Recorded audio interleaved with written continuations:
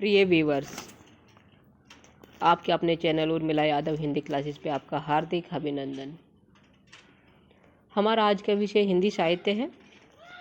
जैसा कि आपको पता है, अभी टेस्ट श्रृंखला चल रही है। टेस्ट नंबर 7 चल रहा है। उसके प्रश्न 1 से 20 तक हो चुके हैं। आज 21 से आगे के प्रश्न हल करेंगे।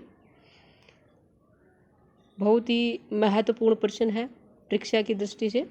परीक्षा में आते हैं और मैंने आपको बताया था विगत वर्षों में आए हुए प्रश्नों की श्रृंखला चली हुई है।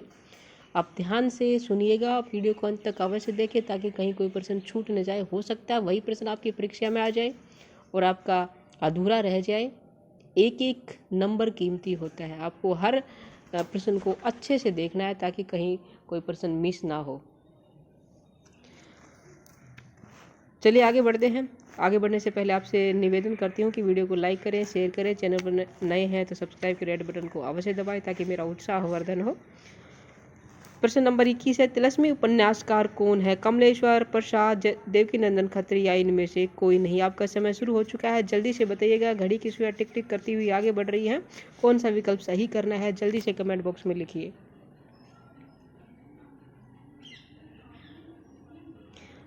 चलिए, आपका समय समाप्त हो चुका है और इसका सही उत्तर है देवकीनंदन खत्री। देवकीनंदन खत्री तिलस्मी उपन्यासकार है और उनका एक प्रसिद्ध उपन्यास है तिलस्मी चंद्रकांता संतति। और भी बहुत सारे उपन्यास लिखे, लेकिन प्रसिद्ध उपन्यास के विषय में मैंने इसको बताया है।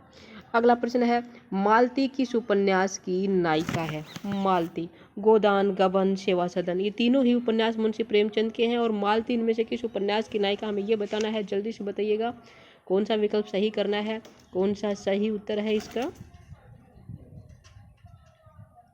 गोदान, मालती गोदान उपन्यास की नायिका है। गोदान निराला जी ने माफ़ी चाहूँगी, मुंशी प्रेमचंद जी ने सन 1935 में लिखा था। कृषक जीवन की त्रासदी का चित्रण करने वाला महाकाव्यात्मक उपन्यास है ये। अगला प्रश्न, पर्णदत्त किस नाटक का पात्र है? पर्णदत्त, चंद्रगुप्त, स्कंदगुप्त, ध्रुवस्वामिनी, ये तीनों नाटक किसके हैं? जयशंकर प्रसाद की। और इनमें से पर्णदत्त किस नाटक का पात्र है, ये बताना है। तो सोचिएगा किसका है, कौन सा विकल्प सही करें।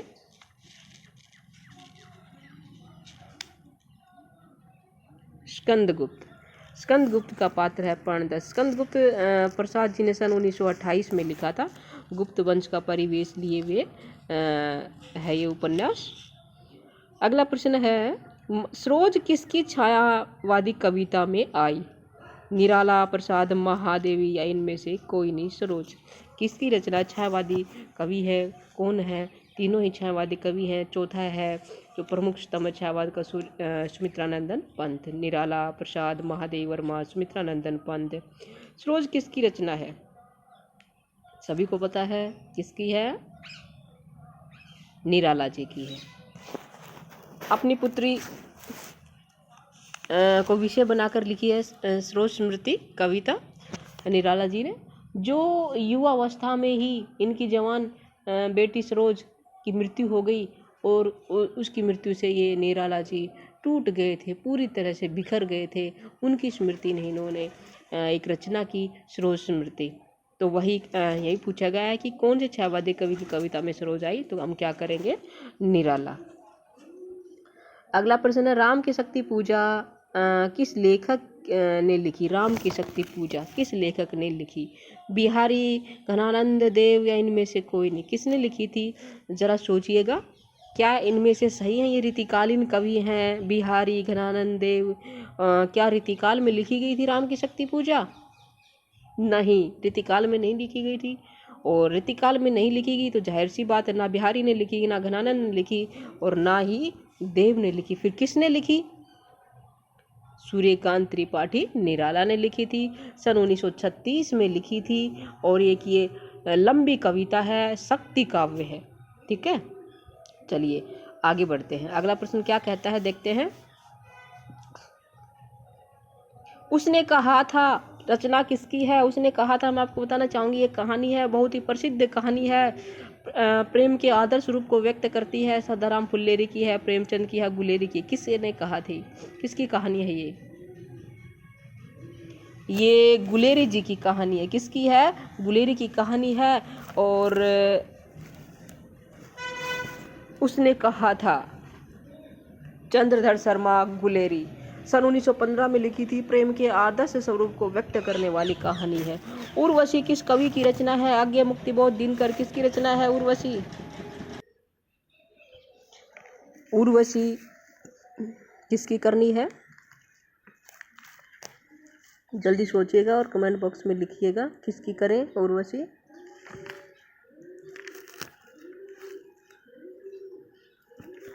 चलिए आपका समय समाप्त हो गया है और ये दिनकर की रचना है। किसकी है? दिनकर की रचना है उर्वशी। 1961 में लिखा था दिनकर जी ने इसे। कामाध्यात्मक काव्य है ये। और एक रचना उर्वशी जयशंकर प्रसाद की भी है जो कि चंपू काव्य है। उर्वशी की जो काव्य रचना है उर्वशी चंपू काव्य है वो। और ये कामाध्यात्मक काव्य है, 1961 में लिखा था दिनकर जी ने। ठीक है। अगला प्रश्न है, मार्क्सवादी विचारधारा का प्रभाव किस लेखक पर पड़ा? महादेव वर्मा, सुमित्रानंदन पंत, भारतेंदु। इनमें से या इनमें से कोई नहीं। किस पे मार्क्सवादी धारा का प्रभाव पड़ा ये बताना है और आप सोचिएगा कौन सा विकल्प सही करें। किस पर पड़ा था?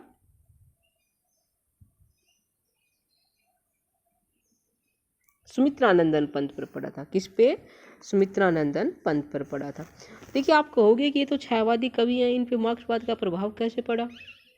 तो मैं आपको बताना चाहूँगी जो सुमित्रानंदन का जो काल है, जो उनकी रचनाएं हैं, उन पे उनका जो 4 चरणों में है उनका काव्य। कितने चरणों में है? 4 चरणों में। कौन कौन सा है? एक तो छायावादी काव्य है, सबसे पहले उनकी छायावादी रचनाएं आती हैं। उसके बाद मार्क्सवादी या प्रगतिवादी, मार्क्सवाद को ही प्रगतिवाद ही मार्क्सवाद है, प्रगतिवादी रचनाएं आती है।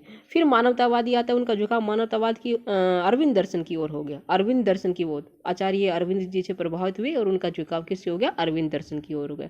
और अंत में, जीवन के अंत में, अंतिम पड़ाव पे उनका झुकाव मानवतावाद की ओर हो गया है। तो हम क्या करेंगे? 4 चरण उनके काव्य के कौन कौन से? सबसे पहले छायावादी आता है, फिर प्रगतिवादी आता है, फिर अरविंद दर्शन आता है, फिर मानवतावादी आता है। अब आप कहोगे कि मार्क्सवादी रचनाएं कौन सी हैं, उनके उदाहरण दीजिए मैम। तो हम क्या बताएंगे? युगांत, युगवाणी और जो ग्राम्य। ये तो 3 रचनाएं कौन कौन सी? युगांत लिख लीजिएगा। युगांत, युगवाणी, ग्राम्य, ये तीनों रचनाएं, युगांत, युगवाणी और ग्राम्य, ये तीनों रचनाएं क्या है? मार्क्सवादी रचनाएं, प्रगतिवादी रचनाएं इनकी। ठीक है। तो इसका सही उत्तर क्या होगा? सुमित्रानंदन पंत। अगला प्रश्न है, चारण या भाटों द्वारा किस काल में रचना होती थी? चारण और जो भाट कवि थे वो किस काल में रचना करते थे? आधुनिक काल में, भक्ति काल में, आदि काल में, या उपरोक्त में से कोई नहीं? पृथ्वीराज रासो का नाम सुना है? सभी ने सुना है।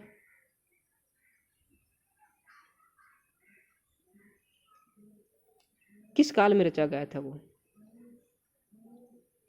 किसके द्वारा रचा गया था? चारणों द्वारा, भाटों द्वारा। चंद्रबरदाई जिसके लेखक थे। तो कब होते थे चारणों या भाटों द्वारा रचनाएं? आदिकाल में। कब होती थी? आदिकाल में। ठीक है। अगला है, रासो काव्य निम्न में से क्या है? वीर चरितात्मक है, दुखात्मक है या रहस्यवादी है? कैसा है रासो काव्य? क्या बताओगे? वीर चरितात्मक है। वीर रस का, श्रृंगार रस का वर्णन होता है रासो काव्य में। रासो जो कवि थे, रासो काव्य जिन्होंने लिखा था, उनका चारण और जो भाट कवि थे उन्होंने रासो साहित्य लिखा था। और उनका एक ही उद्देश्य था, एक ही ध्येय था कि जो अपने आश्रयदाता थे उनकी प्रशंसा में काव्य रचना करना। उनकी प्रशंसा में करें तो उनकी वीरता का बखान ही करेंगे। तो इस तरह ये क्या होगा? वीर चरितात्मक काव्य है रासो। ठीक है। चलिए आगे बढ़ते हैं। फोर्ट विलियम कॉलेज का संबंध किस लेखक से है? सदल मिश्र, लल्लू लाल, इंशा अल्लाह खां, मुंशी सदाशुक लाल। देखो चारों जो लेखक है यहाँ पे, सदल मिश्र, लल्लू लाल, इंशा अल्लाह खां, मुंशी सदाशुक लाल, ये चारों को ही आचार्य रामचंद्र शुक्ल ने हिंदी गद्य के लेखक माना, प्रारंभिक लेखक माना है। और इनमें से लल्लू लाल का संबंध फोर्ट विलियम कॉलेज से था। किससे था? लल्लू लाल का फोर्ट विलियम कॉलेज से संबंध था। अगला प्रश्न आना है, रानी केतकी की कहानी के रचनाकार कौन है। प्रश्न नंबर 31 में मैंने आपको समय नहीं दिया, प्रश्न नंबर 32 में आपको समय दिया जा रहा है। सोचिएगा रानी केतकी की कहानी के रचनाकार कौन है और सोचिएगा, जल्दी से लिखिएगा कि कौन सा विकल्प सही है। राजा शिव प्रसाद सिंह, इंशाह अल्लाह खां, महाराजा रघुराज सिंह या इनमें से कोई नहीं। रानी केतकी की कहानी, जिसका दूसरा नाम उदय भान चरित है, और इसके लेखक कौन है? कौन है? इंशाह अल्लाह खां। कौन है? इंशाह अल्लाह खां। चलिए अगला प्रश्न देखते हैं क्या है। गांधीवादी काव्य धारा से कौन कवि प्रभावित रहे हैं?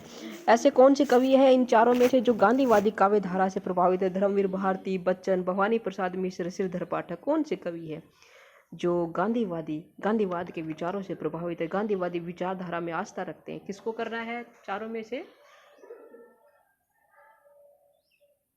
भवानी प्रसाद मिश्र। भवानी प्रसाद मिश्र जो है गांधीवादी विचारधारा से प्रभावित है, गांधी के विचारों से प्रभावित रहे हैं। निर्वेद किस रस का स्थायी भाव है? श्रृंगार का है, शांत का है, अद्भुत का है, फिर वीर रस का है? किसका स्थायी भाव है निर्वेद? देखिए, श्रृंगार रस का स्थायी भाव क्या है? रति है। शांत रस का क्या है? पहले मैं अद्भुत का देख लेती हूँ। अद्भुत का क्या है? विस्मय या आश्चर्य। ठीक है। वीर रस का है उत्साह। तो निर्वेद किसका बना? शांत रस का। निर्वेद किसका हुआ? शांत रस का स्थायी भाव है। चारों के बता दिए हैं आपको, लिख लीजिएगा आप भी। और एक बार फिर से कह रही हूँ, यदि आपने अभी तक लाइक नहीं किया है तो वीडियो को कृपया करके लाइक करें, अपने बाकी दोस्तों के साथ शेयर करें ताकि उनको भी इन प्रश्नों का लाभ मिले, वो भी हिंदी साहित्य के इन प्रश्नों को देख पाएँ, हल कर पाएँ। और यदि आप चैनल पर नए हैं तो कृपया करके सब्सक्राइब कर दीजिएगा। सब्सक्राइब के रेड बटन को अवश्य दबाएँ ताकि मेरा उत्साहवर्धन रहे, मेरा उत्साहवर्धन हो और मैं आपके लिए इसी तरह अच्छी अच्छी जानकारी लेकर आती रहूं। देखिए, प्रसिद्धि की चाह हर किसी को होती है, मुझे भी है। आप सब्सक्राइब करोगे, लाइक करोगे, शेयर करोगे, तभी मुझे थोड़ी पहचान मिलेगी, प्रसिद्धि मिलेगी, बस यही चाहिए। तो कृपया करके सब्सक्राइब कर दीजिएगा। चलिए आगे बढ़ते हैं। पंचतंत्र के लेखक कौन है? पंचतंत्र के लेखक जटमल, नारायण पंडित या विष्णु शर्मा या इनमें से कोई नहीं। पंचतंत्र जिसमें महात्मा बुद्ध की जातक कथाएं हैं, और किसने लिखी थी? विष्णु शर्मा ने। किसने लिखी थी ये? विष्णु शर्मा ने। ठीक है। चलिए अगला प्रश्न देखते हैं। ठाकुर का कुआं इनमें से क्या है? रेखा चित्र है, कहानी है या उपन्यास है? इनमें से कोई नहीं है। ठाकुर का कुआं क्या है? ये कहानी है। किसकी कहानी है? मुंशी प्रेमचंद की कहानी है। ठाकुर का कुआं मुंशी प्रेमचंद। ठलुआ कलब किस निबंधकार का निबंध है? ठलुआ कलब किस निबंधकार का निबंध है? दिनकर, प्रेमचंद, वियोगी हरि या फिर गुलाब राय?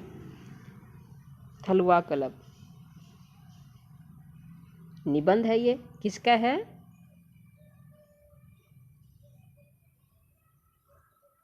बाबू गुलाब राय। किसका है? गुलाब राय का। ठलुआ कलब बाबू गुलाब राय।